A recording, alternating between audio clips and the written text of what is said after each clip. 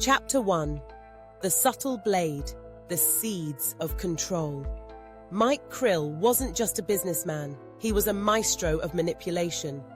Every handshake, every contract, every whispered assurance was part of a larger plan, a web that would tighten around its prey with quiet inevitability.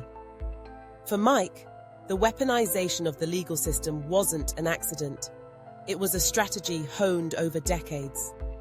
And Ben Brashen, eager and trusting, was the perfect mark. In their early meetings, Mike presented himself as a mentor.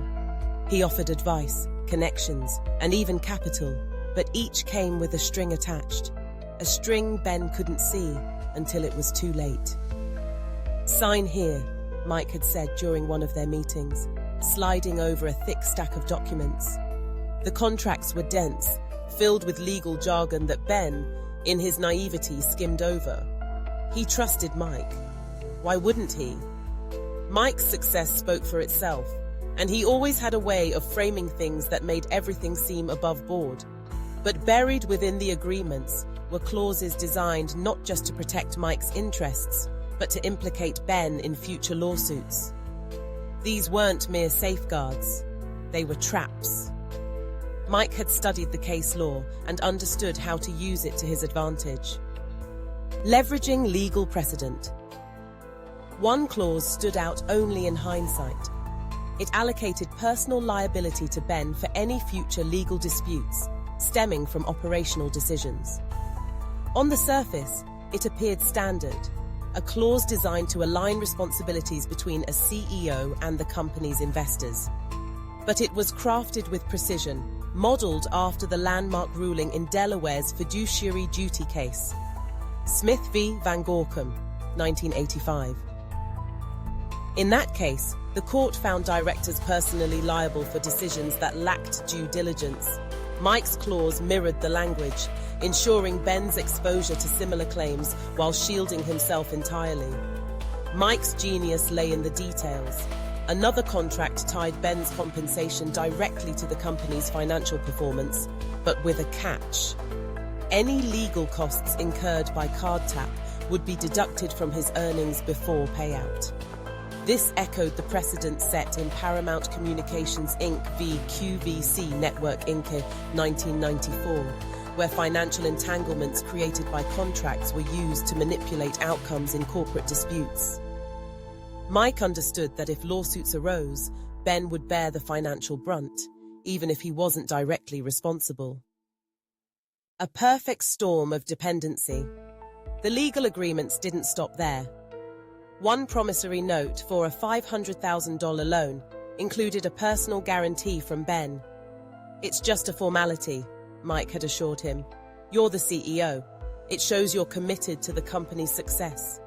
But the note's terms were far from ordinary. Defaulting, even on a technicality, would trigger cascading penalties. These provisions were designed to mirror the exploitative terms in Leon v. Walk, 2011, where courts upheld disproportionate penalties hidden in complex financial agreements. By the time Ben realized the implications of these contracts, it was too late. Mike's legal team, a cadre of ruthless tacticians, had ensured the documents were ironclad. Ben wasn't just signing contracts, he was signing away his autonomy.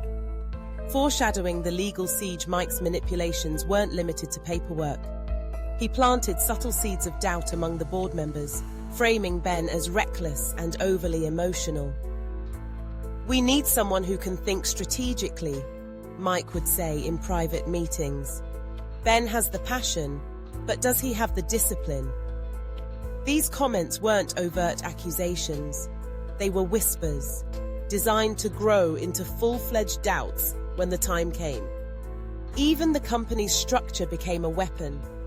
Mike insisted on a reorganization, creating shell entities ostensibly for tax benefits. But these entities served another purpose. They obscured financial responsibilities, ensuring that if legal challenges arose, Ben would be the only visible target. This echoed the tactics exposed in Enron's bankruptcy proceedings, 2001, where complex corporate structures shielded key players from accountability while scapegoating others. The Devil's Advocate. As CardTap grew, so did the financial entanglements. Mike introduced a series of loans under the guise of emergency funding, each accompanied by terms that prioritized Mike's claims above all others. These moves were chillingly similar to McNamara versus Corp Trust Co. in 2009, where courts upheld the enforceability of such predatory agreements, leaving the CEO personally liable while investors walked away unscathed. At every step, Mike positioned himself as the savior.